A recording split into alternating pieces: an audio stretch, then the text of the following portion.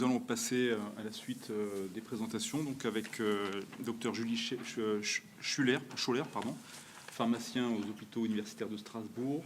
Vous êtes responsable de l'unité de stérilisation des HUS et vous êtes membre actif de la Société française des sciences de la stérilisation, SF2S. Ensuite, la docteure Magali Almond, donc pharmacien militaire. On travaille dans le même hôpital, je crois, c'est ça. Donc, unité centrale de la ST depuis 2018 pour les 2 hôpitaux militaires du sud de la France. Et vous avez déjà une expérience en déploiement opérationnel sur 3 sites. Le Kosovo, la Jordanie, vous avez travaillé en situation un petit peu dégradée. Je vous laisse la parole.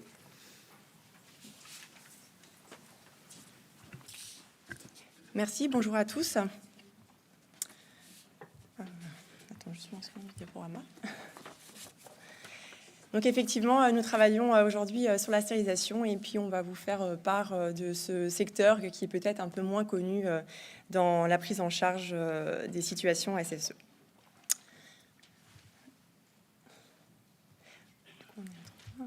Donc la stérilisation, c'est une des missions des pharmacies à usage intérieur qu'on retrouve sous le texte réglementaire préparation des dispositifs médicaux stériles et qui est constituée comme une activité à risque soumise à autorisation qui est délivrée par l'Agence régionale de santé avec une validité de 7 ans. Donc l'objectif de la stérilisation, ça va être effectivement de prévenir ce risque de transmission croisée des agents pathogènes, essentiellement virus, bactéries, sur les dispositifs médicaux réutilisables au cours justement d'actes invasifs, dits critiques, et c'est ceux où le risque infectieux est justement élevé. Donc c'est bien un objectif d'assurer la sécurité des patients vis-à-vis du risque associé à des actes médicaux et chirurgicaux. Et de ce fait, la stérilisation est forcément un partenaire indispensable à l'activité des blocs opératoires, comme souligné précédemment. Donc, le processus de stérilisation, il est réglementaire, il est décrit dans des lignes directrices de bonnes pratiques de pharmacie hospitalière de 2001 avec 5 étapes qui sont obligatoires. Donc, il y a une première étape qui est vraiment réalisée normalement à proximité de l'utilisation, donc souvent dans les blocs opératoires, on parlera de pré-désinfection ou de pré-traitement. Puis les étapes suivantes vont être justement déportées dans les locaux de la stérilisation, donc du lavage, de l'étape de recomposition, donc de nos fameuses boîtes opératoires, leur conditionnement et enfin leur stérilisation. Avec 2 procédés de stérilisation aujourd'hui, soit de la stérilisation vapeur d'eau, soit de la stérilisation basse température. Donc ce qu'il va aussi falloir mettre en place, c'est toute cette logistique d'acheminement et de remise à disposition du matériel entre justement les utilisateurs au bloc opératoire et la stérilisation, puisque les organisations peuvent aussi être complètement différentes si la stérilisation est in situ, à proximité ou déportée. Donc, la stérilisation, ne parlons peut-être pas forcément à tout le monde, on s'est proposé de vous mettre à disposition une petite vidéo. Je ne sais pas si elle se lance. OK. Parfait. Pour vous illustrer un petit peu ce qui se passe dans ce secteur, souvent en sous-sol des hôpitaux.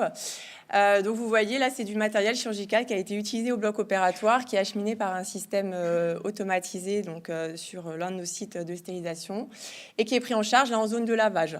Donc le matériel est préparé sur des embases et va être chargé au niveau d'équipements qu'on appelle des laveurs désinfecteurs. Donc une fois que le processus de nettoyage s'est réalisé, le matériel va être pris en charge par les professionnels toujours de la stérilisation dans ce qu'on appelle une zone propre, où ils vont justement réaliser les opérations de contrôle et puis de recomposition, c'est-à-dire réussir à regrouper de manière qualitative et quantitative le matériel au sein du plateau opératoire et de le disposer de façon à ce qu'il soit utile et facilitateur au bloc opératoire. Donc là, vous voyez un des professionnels qui termine sa recomposition. Une fois que la recomposition est terminée, le matériel va être conditionné, c'est-à-dire emballé. Donc soit dans ce qu'on appellera un peu des boîtes de sté, qui sont des conteneurs métalliques, soit sous forme d'emballage à usage unique, sous forme de sachet. Donc après, on va procéder par charge de stérilisation, c'est-à-dire qu'on va regrouper ensemble différentes compositions chirurgicales et puis instruments unitaires, et ils vont être positionnés au niveau des stérilisateurs. Donc là, c'est un exemple d'un stérilisateur vapeur d'eau qui permet d'avoir une capacité, par exemple, de 12 à 15 boîtes chirurgicales au cours d'un même cycle de stérilisation. À l'issue du cycle de stérilisation, le matériel va être contrôlé, le cycle de stérilisation validé, et si tous les feux sont au vert, le matériel repart vers le stockage au niveau de l'arsenal. Donc nous, on a un petit peu une organisation similaire à celle présentée par le CHU de Grenoble, avec un arsenal centralisé sur l'un de nos sites hospitaliers, et qui va aussi du coup s'assurer de la gestion de cet arsenal et de la préparation des chariots d'intervention. Donc c'est la dernière étape que vous voyez là, où du coup le personnel prépare le chariot d'intervention, qui est validé bien sûr avec les équipes chirurgicales, et qui va être positionné à proximité des salles opératoires, avec un dernier contrôle par le personnel des blocs opératoires, et puis l'intervention va pouvoir démarrer. Donc aujourd'hui, sur l'un des sites des hôpitaux universitaires de Strasbourg, pour du programme réglé, on est à peu près sur 120-150 préparations de chariots opératoires quotidiennement.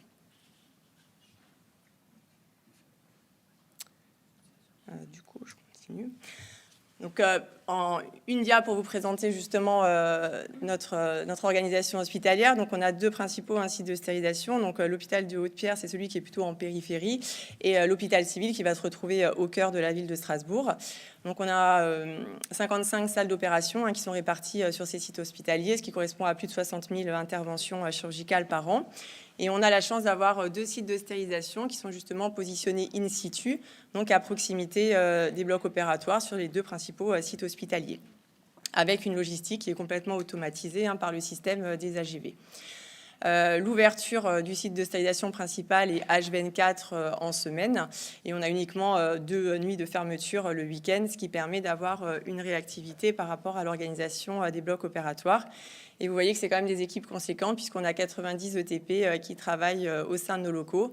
Et pour une capacité de production de 18 équipements de lavage, 9 stérilisateurs vapeur d'eau, 2 stérilisateurs basse température.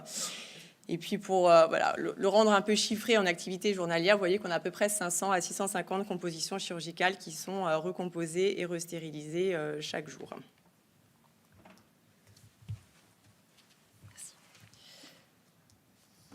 Voyons maintenant la stérilisation dans les hôpitaux des armées. Donc, le service de santé des armées dispose de 8 hôpitaux pour répondre aux missions régaliennes que sont la préparation et la projection d'équipes chirurgicales, ainsi que l'accueil et la prise en charge des blessés militaires. Par ailleurs, les HIA contribuent pleinement au service public de santé ainsi qu'aux plans d'urgence gouvernementaux. Parmi les HIA, certains sont plus spécialisés dans la réhabilitation des blessés de guerre. Il s'agit notamment de Metz, Lyon et Bordeaux. D'autres, comme la plateforme Sud, Toulon, Marseille et les hôpitaux d'Île-de-France, seront plus spécialisés sur la prise en charge des blessés aigus. L'hôpital national d'instruction des armées Sainte-Anne, dans lequel je travaille, est l'un des 5 hôpitaux socles du SSA qui dispose d'une plateforme chirurgicale. Il est référencé Trauma Center de niveau 1 et constitue le centre de référence dans le Var pour la prise en charge des traumatisés sévères. D'autres filières de soins recours au niveau du territoire de santé local sont proposées, comme la neurochirurgie, la thrombolyse des AVC, le traitement des brûlés ou encore le caisson hyperbare. L'unité de centrale de stérilisation de l'hôpital est aussi certifiée ISO 9001 depuis 2011 et dispose d'équipements, dont des laveurs automatisés, une cabine de lavage, 3 autoclaves et un stérilisateur basse température, notamment pour la prise en charge des instruments et des optiques des robots. En termes d'activité, donc l'hôpital Sainte-Anne, l'unité de ST produit environ 4 millions d'unités d'œuvre par an, soit environ 300 compositions chirurgicales par jour. L'activité de l'unité de ST est principalement au profit du bloc et des services de l'hôpital Sainte-Anne, mais pas seulement. Donc, on réalise également la stérilisation d'EDM de l'hôpital Lavéran à Marseille, dont la ST n'est plus aux normes, les DM des sous-marins, la stérilisation des DM des bateaux de la marine, ainsi que les matériels des unités médicales opérationnelles projetables, dont l'antenne chirurgicale et le module de chirurgie vitale. En termes de ressources humaines, la stérilisation emploie 18 aides-soignants, une infirmière diplômée d'État pour la recomposition des boîtes, ainsi qu'une cadre de santé. La ST est ouverte tous les jours, du lundi au dimanche et les jours fériés.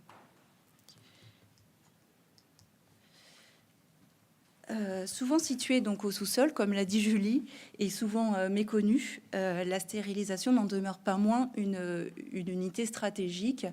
En effet, elle représente un des facteurs limitant l'opérationnalité des blocs. Par ailleurs, donc, la stérilisation, que ce soit dans les hôpitaux civils ou dans les hôpitaux militaires, doit faire face à de nombreuses contraintes au quotidien.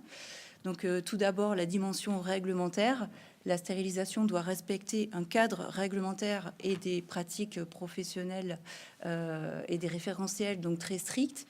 Il s'agit notamment de l'arrêté de la première ligne directrice des bonnes pratiques de pharmacie hospitalière, qui précise que le mode de stérilisation standard est le procédé de sté à la vapeur d'eau saturée, avec un plateau de stérilisation à 134 degrés au moins 18 minutes. Il y a également donc l'instruction 449 vis-à-vis du risque prion et également les bonnes pratiques de pharmacie, les bonnes pratiques de stérilisation qui ont été actualisées en 2021.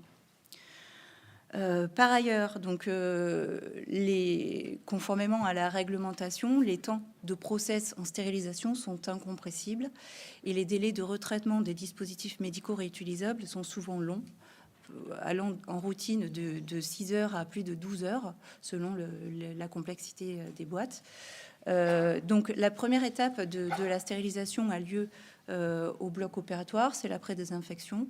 Ensuite, donc, les étapes réalisées au sein même de l'unité de sté, donc ce sont le lavage automatisé dans 90%, dans 10% de cas, ce sera manuel.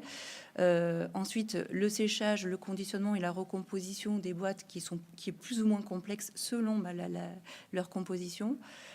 La stérilisation proprement dite à la vapeur d'eau. Et enfin, dernière étape, donc le refroidissement, la libération paramétrique et le transfert vers les services et blocs. Donc, au minimum, si on veut vraiment réduire et si tout se passe bien, si on n'a pas eu de dysfonctionnement, le process complet prendra 4 heures. Ensuite, donc, il faut rappeler que la stérilisation fait aussi est souvent confrontée à des dysfonctionnements d'ordre technique ou logistique. Et pour lesquels on est dépendant en fait des services d'ingénierie hospitalière et des services d'ingénierie biomédicale. Comme les blocs, la stérilisation doit répondre à des exigences de zone à atmosphère contrôlée de classe 8 en zone de reconditionnement et de déchargement. Et pour cette raison, en fait, on est dans l'obligation de contrôler la qualité de l'air et des centrales de traitement d'air. Et ça, donc, ça se fait conjointement avec les services d'ingénierie hospitalière et biomédicale. De la même manière pour l'eau, donc qui est la matière première pour la stérilisation, donc on doit maîtriser la qualité de cette eau. Les stérilisations donc, sont très automatisées, comme vous avez pu le voir. Donc, on fait également face à de nombreuses pannes. Il n'y a pas non plus d'exception pour les logiciels informatiques qui tombent souvent en panne et qui peuvent, si en cas de dysfonctionnement, rallonger les temps de prise en charge. Enfin, donc, la contrainte RH, qui aussi au quotidien peut être impactante. Donc l'absentéisme peut entraîner des retards de prise en charge et des retards de transmission des dispositifs stériles vers les services. Alors, malgré ces contraintes, qu'en est-il de la stérilisation en mode plan blanc ou SSE? Donc, il existe aujourd'hui des recommandations professionnelles justement pour optimiser les délais de retraitement des dispositifs médicaux qui ont été édités en 2016 par la Société française des sciences de la stérilisation et donc qui font un peu suite aux attentats de Paris.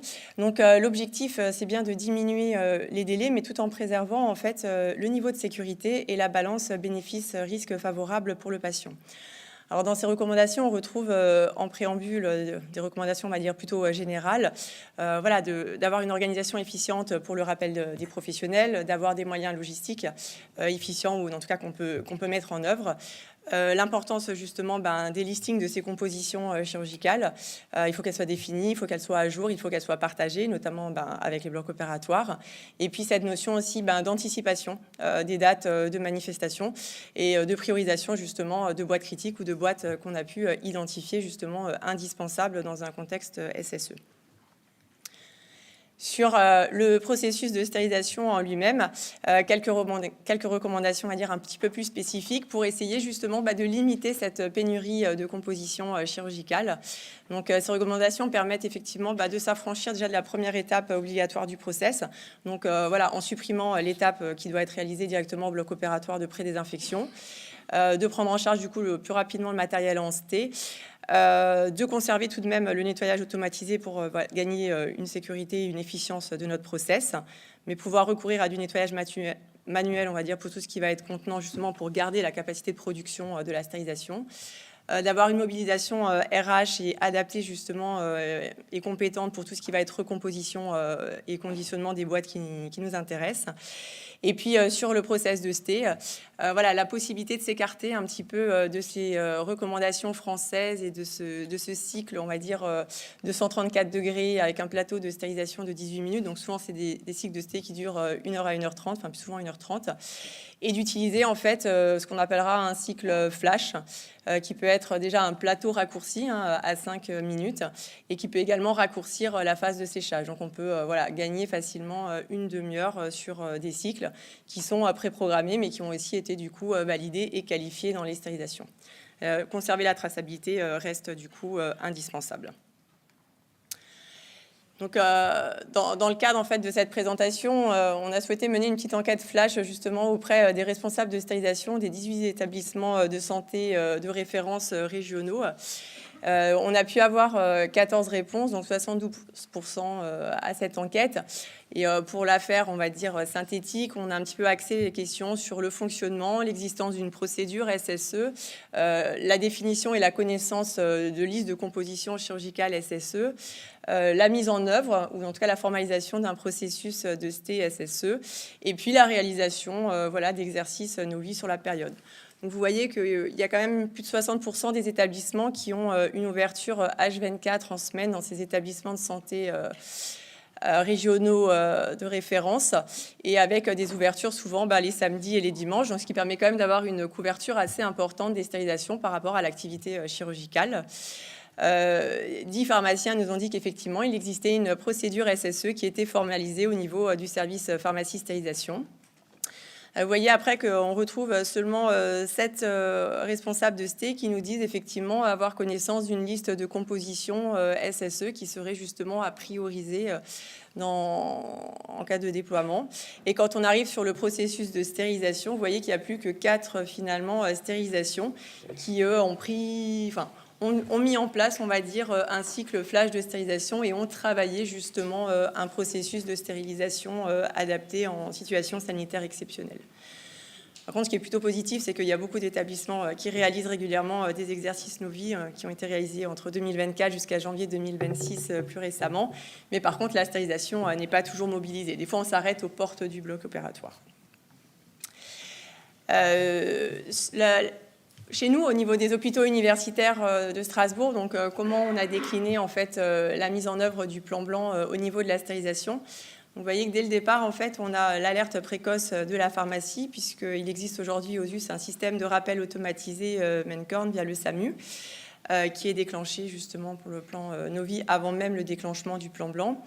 Et chez nous, ce système de rappel va automatiquement rappeler le pharmacien responsable des stocks d'urgence, le pharmacien responsable de la PUI, et si on est en situation de nuit ou de week-end, pharmacien d'astreinte, et puis l'interne de garde en pharmacie qui est présent physiquement. Donc c'est déjà un facteur clé d'anticipation. Après, effectivement, nous avons une procédure SSE qui est formalisée pour le service et qui définit les rôles au niveau des professionnels médicaux, pharmaciens, et au niveau aussi de l'encadrement, puisqu'on l'a vu dans la première présentation, toute la gestion du cadre de santé derrière des équipes est primordiale.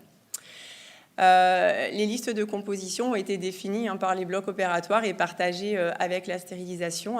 Et donc, on a effectivement, par spécialité chirurgicale, pour chaque type d'intervention, le nombre d'interventions réalisables et puis les boîtes opératoires qui seront nécessaires. Et puis derrière, ces boîtes opératoires sont aujourd'hui cartographiées avec une traçabilité. Donc c'est vrai qu'on peut savoir là à l'instant T si les boîtes opératoires sont rangées dans l'arsenal de stockage, si elles ont été positionnées dans un chariot d'intervention, ou alors si elles sont en cours de prise en charge au niveau du process de stérilisation et à quelle étape du processus de stérilisation elles se trouvent, ce qui nous permet déjà de savoir dans combien de temps elle sera disponible et en combien de temps elle pourra être mise à disposition de l'équipe chirurgicale. Dans le cadre de la procédure SSE, la mobilisation des personnels est formalisée avec, ce qui est important, c'est toujours l'actualisation des coordonnées téléphoniques. On a cette possibilité d'ouverture en dehors de nos horaires de fonctionnement. Donc c'est vrai qu'on a, on a connu une situation sanitaire un samedi. Donc effectivement, la stérilisation est restée ouverte au-delà de son créneau de fermeture à 21h pour pouvoir prendre en charge le matériel. Et sur le processus de STE, effectivement, on a formalisé le fait de supprimer la première étape de pré-traitement, donc pour gagner déjà 15 minutes de temps de process. Et on a effectivement qualifié un cycle flash 134 degrés 5 minutes de plateau, avec aussi une phase de séchage raccourcie, qui nous permet d'avoir des cycles un peu inférieurs à 1 heure versus 1h30 de process. Après, nous avons aussi des stérilisateurs basse température. On n'en a pas trop parlé. La capacité de chargement est limitée à une composition. Il y a aussi un poids maximal. Mais ça peut effectivement permettre de prioriser une boîte avec un temps de cycle plus court de 30 minutes. Après, aujourd'hui, il y a toujours une amélioration permanente. Donc, on a quelques points de fragilité sur lesquels il faut qu'on continue à travailler. Ça va être tout ce qui est compétences et disponibilité de nos ressources humaines, notamment si on est sur une période prolongée, parce qu'il y a effectivement la prise en charge des patients en urgence absolue, en urgence relative. Et puis après, il y aura toutes les reprises des patients par la suite au niveau orthopédique, par exemple, etc. La gestion, en fait, une bonne coordination avec les équipes biomédicales, informatiques et techniques. Donc là aussi, je pense qu'il faut qu'on soit plus au fait sur la possibilité en fait d'astreinte et d'accompagnement par ces équipes techniques sur site. Et puis, je pense quand même un travail à faire sur la complexité de nos compositions chirurgicales. Je pense qu'on n'est pas encore arrivé à un travail peut-être aussi abouti que Grenoble sur l'uniformisation, la réduction peut-être du nombre d'instruments. Pour pouvoir gagner aussi en opérabilité à ce niveau. Alors, qu'en est-il de la stérilisation dans les HIA en contexte de SSE? Donc, j'ai mené une rapide enquête auprès de mes collègues pharmaciennes responsables de ST, et ce qu'il en ressort, c'est que tous les HIA disposent donc d'une procédure SSE établissement. Par contre, il n'y a pas de procédure spécifique à la stérilisation. Pour autant, donc, des organisations pour le SSE ont été pensées, notamment donc, l'extension des horaires d'ouverture de l'unité de ST. Les listings de rappel des personnels sont régulièrement testés et à jour. Et concernant donc les listings pour identifier les compositions chirurgicales SSE, là... Un seul hôpital a établi ce listing, c'est Marseille. Donc, il nous reste à établir ces listings en collaboration avec le bloc. En ce qui concerne le process de ST, seulement Bégin a programmé sur un autoclave le cycle rapide plan blanc. Donc voilà, la réflexion a été déclenchée pour adapter les processus de ST pour essayer de réduire ces temps de stérilisation en SSE. Aussi, ce qu'il faut noter, c'est que lors des exercices SSE, la stérilisation est rarement intégrée, donc il va falloir corriger aussi cet aspect-là. Abordons maintenant donc, la stérilisation en temps de conflit. Donc, tout d'abord, rappelons la mission du service de santé en opération extérieure, qui est la prise en charge des blessés au plus près des combats.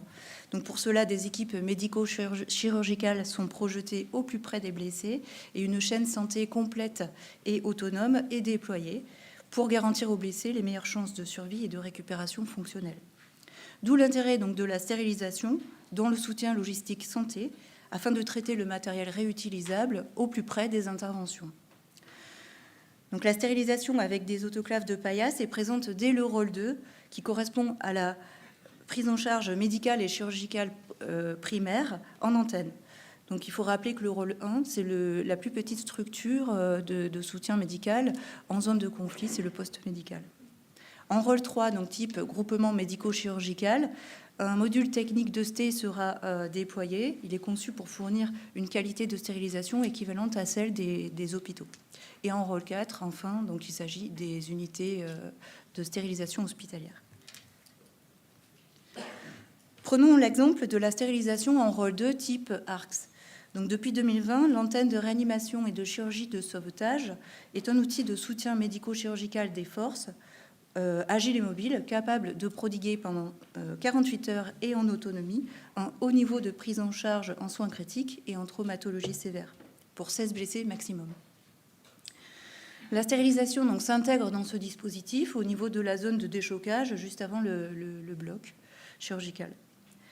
Sur la photo de droite, on peut y voir donc 2 autoclaves de paillasse, ainsi qu'une table avec des bacs pour la pré-désinfection et le nettoyage. Donc sur cette même table seront réalisées les opérations de conditionnement et de recomposition des boîtes de chirurgie.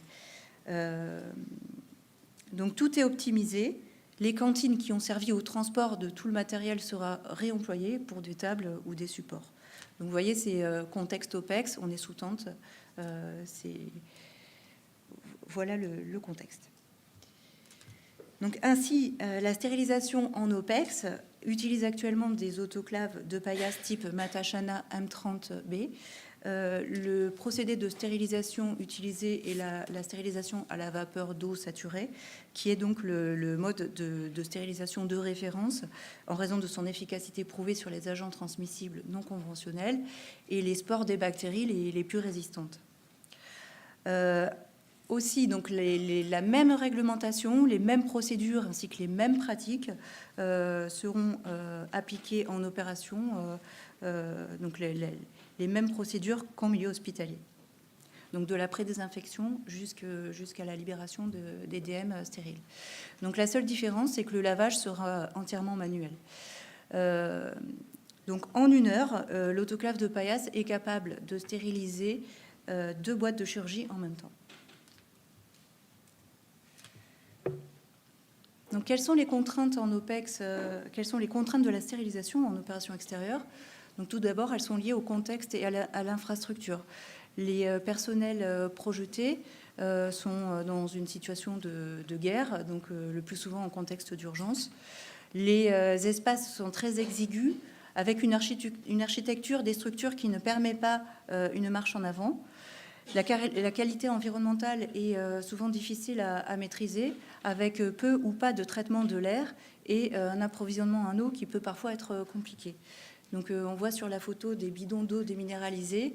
Effectivement, quand on n'en a plus, on est vraiment lié à la logistique et au transport pour lequel le SSA ne maîtrise pas ces transports. Donc il n'y a pas de lavage mécanique. Le volume de stérilisation est quand même plutôt faible. Et concernant la fiabilité électrique, il n'y a pas toujours de secours. Concernant les contraintes liées au milieu, donc il s'agit notamment des extrêmes de température. Donc on peut travailler à la fois dans des températures très élevées comme très froides. Le niveau d'empoussièrement aussi peut être très élevé selon les théâtres. C'était le cas en Afrique. Et concernant les contraintes pour l'aspect humain, donc il faut savoir que la stérilisation en opération extérieure est réalisée par un infirmier de bloc opératoire. Donc ils reçoivent peu ou pas de formation avant départ, hormis donc leur formation initiale d'IBOD.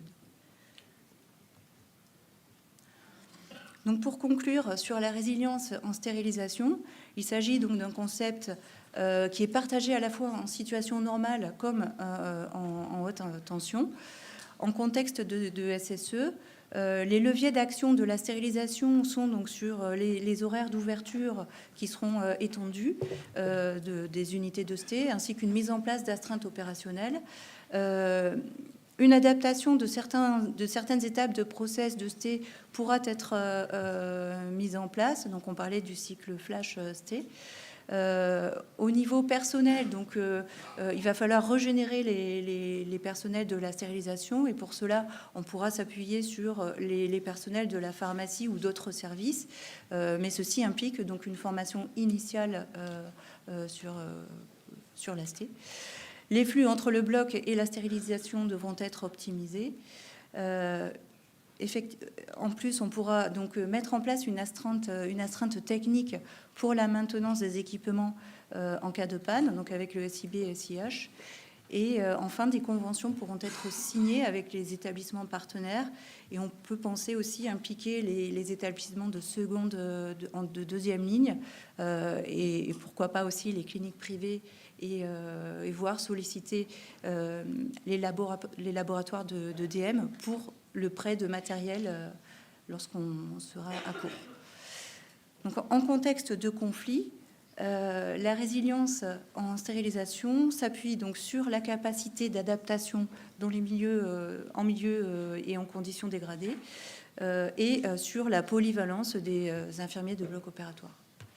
Ainsi, donc, le SSA travaille et recherche en continu des solutions innovantes pour apporter une réponse efficace à la stérilisation en OPEX. Donc, actuellement, il y a un projet de création d'un nouveau module technique de ST. Et enfin, donc, il y a une réflexion collégiale qui doit être impulsée par la Société française de ST et qui est souhaitée par l'ensemble des pharmaciens hospitaliers pour harmoniser les pratiques de stérilisation en contexte SSE. Merci beaucoup.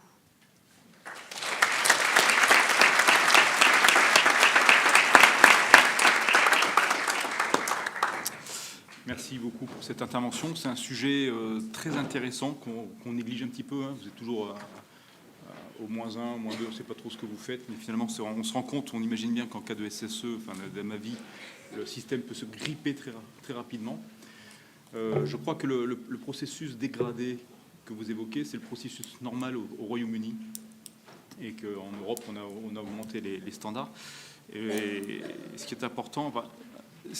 tout ce qui a été décrit là n'est pas décrit dans le manuel, dans le guide de rédaction d'un plan blanc d'établissement. J'ai fouillé hier, j'ai pas trouvé, il n'est pas mentionné ces procédures dégradées. Je crois qu'il faut surtout, si on le fait, il faut le valider à l'avance avec les ARS. Donc, si dans vos établissements vous voulez faire ça, il faut vraiment le décrire et après il faut le valider. Est-ce qu'il y a une ou deux questions, sachant qu'on va devoir... Oui. Professeur Leclerc. Merci beaucoup. Le micro n'a pas l'air de fonctionner, donc je vais essayer de faire sans. Merci beaucoup. Il faut que tu appuies sur le bouton de droite, je crois. Juste une question qui prolonge ce que vient de dire le professeur Davandro. Ces recommandations sur l'adaptation des procédures de stérilisation, est-ce que c'est une publication de la SF2H ou est-ce qu'on peut les trouver? C'est la SF2S. Oui, ça a été publié par la SF2S et vous les retrouvez en ligne sur le site de la SF2S. Ouais. Ouais. Et puis effectivement, comme vous le soulignez, nos confrères européens aujourd'hui un temps de plateau de ST effectivement plus court. Après, derrière, il y a aussi toute cette phase de séchage qui peut être raccourcie et qui n'est pas forcément décrit dans les autres pays européens. Mais ce qu'on aimerait bien, c'est justement aussi réussir à s'harmoniser sur le procédé standard de ST et arriver sur un processus de ST classique de 134 degrés, 3 à 5 minutes pour tous, qu'on soit en Angleterre, en Allemagne, en France. Mais pour ça, c'est un travail de plus longue haleine. Très bien, merci.